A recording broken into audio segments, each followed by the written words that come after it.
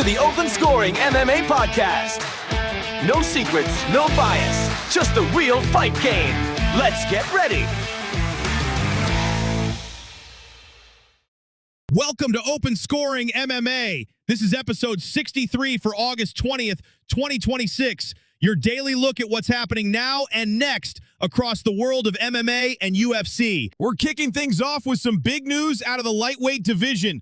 Mauricio Ruffy, the number 7 ranked contender, is set to face number 2 ranked Arman Tsarukyan in the co-main event at UFC 331. And Ruffy is already making waves, saying he's not worried about anything Tsarukyan brings to the table. That's a bold statement, especially against someone like Tsarukyan who's been on a tear. Ruffy's confidence is high, but Tsarukyan's wrestling and relentless pace are a different beast. It really is. And the MMA community on X is already buzzing about Ruffy's comments, wondering if it's genuine confidence or just pre-fight mind games. It's a huge step up in competition for Ruffy, and Tsarukyan is a legitimate title contender. Absolutely. This fight has massive implications for the lightweight title picture. If Ruffy can pull off the upset, he rockets into contention. If Tsarukyan dominates, he solidifies his spot as the next in line. Moving on to some unfortunate news for UFC Noche. Former interim champion Yair Rodriguez has pulled out of his September 12th bout against John Silva. Jose Delgado will be stepping in to replace him. That's a tough break for Rodriguez and for the card. Rodriguez brings a certain star power, and his dynamic striking is always a draw. Delgado is a solid replacement, but it changes the dynamic of that fight significantly. It definitely does. And Kevin Vallejos is already seeing an opening with this shakeup. He's claiming he's just one win away from entering the featherweight title mix after the recent change to Noche UFC 4's main event. That's the kind of opportunistic thinking you need in this sport. Every time a door closes for one fighter, it opens for another. Vallejos clearly believes he can capitalize on the shifting landscape. He's got that fighter mentality for sure. Now, this is interesting. Michael Page is taking his unorthodox style to a new combat sport.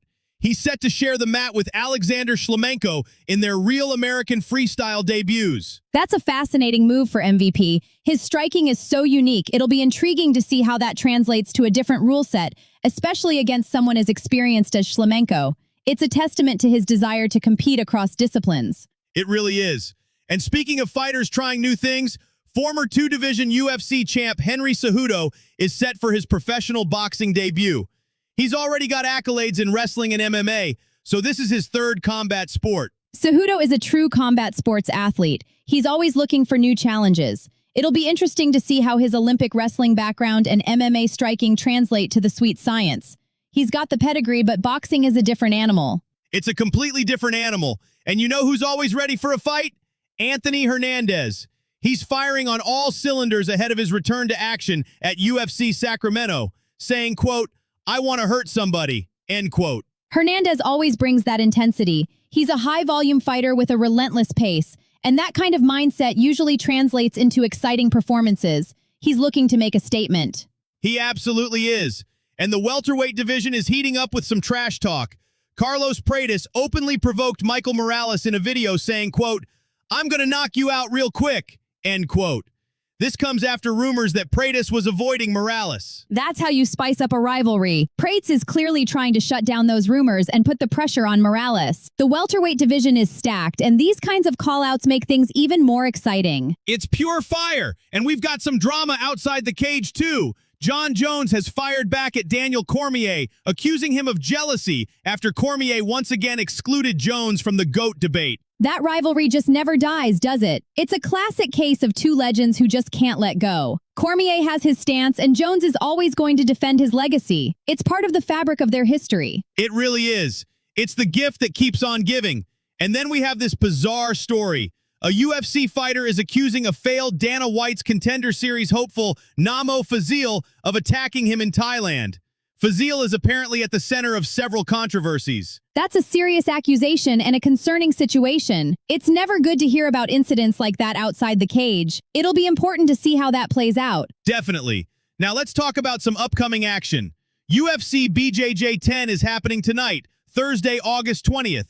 It's got 2 title bouts, a return of one of their biggest stars, and a flyweight title tournament, all on a completely new fighting surface. That's a packed card for BJJ fans. A new fighting surface adds an interesting wrinkle. And with 2 title bouts and a tournament, there's a lot on the line. It's great to see UFC BJJ continuing to grow. It's a big night for jiu-jitsu. And in other news, Liz Carmouche is getting a rematch against Jenna Bishop at PFL Chicago on October 16th. This one is for the inaugural women's flyweight title. That's a huge fight for the PFL. Carmouche is a veteran, and Bishop has been on a roll. An inaugural title fight always brings extra stakes, and a rematch adds that personal element. It's going to be a big night for the division. It absolutely will be. And Martin from PFL told Middle Easy, quote, "Chicago has become an important market for PFL, and we're excited to return with another championship event for our fans." End quote. So they're clearly invested in that market. That makes sense. Building strong regional markets is key for any promotion, and a championship fight is a great way to engage the local fan base. For sure. And Jimmy Manawa's comeback fight has hit a snag with a late opponent change. He hasn't fought in 7 years, and this is on the Perry versus Danis card.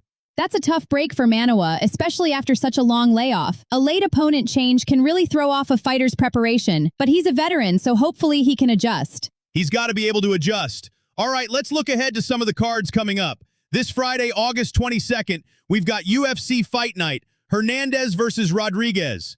That's a solid fight night card. It's almost guaranteed to be a barn burner given both their styles. Absolutely. Then on August 25th, we have Dana White's Contender Series, Season 10, Week 3. Contender Series is always exciting for finding new talent. It'll be interesting to see how these prospects perform under that spotlight. It'll be. And then on August 29th, we've got UFC Fight Night, Nurmagomedov versus Song. That's a huge main event for the bantamweight division. Nurmagomedov is looking to make a statement, and Song Yadong is always a tough out. It's a fantastic card. And then on September 1st, it's Dana White's Contender Series, Season 10, Week 4. Another chance for prospects to shine. The Contender Series is crucial for feeding new talent into the UFC, and these matchups look like they could deliver some exciting finishes. They always do. And then on September 5th, we have UFC Fight Night, Hooker versus Parnasse. That's a massive fight for the lightweight division. Hooker is a veteran and Parnasse is a rising star. It's a true test for both of them. It's a banger. All right, Nora, let's get into our OSM pick of the week. We're looking at Song Yadong versus Umar Nurmagomedov. We are. Our model has Umar Nurmagomedov winning this one at about 81%. 81%. That's a strong lean. It is. The betting line implies around 79%, so we're a little higher than the market on Nurmagomedov. Okay, so we're more confident than the books. What's driving that? The style matchup heavily favors Nurmagomedov. His grappling and control are going to be a huge factor against Song Yadong. So you're saying Song Yadong's striking won't be enough to keep him off? Not consistently enough over 5 rounds. And Nurmagomedov's form has been impeccable. He's just been so dominant in his recent outings. He really has looked like a different animal. So the model sees him just grinding out that win. Exactly. The path to victory for Nurmagomedov is clear, and the model sees him executing it. All right, I like it.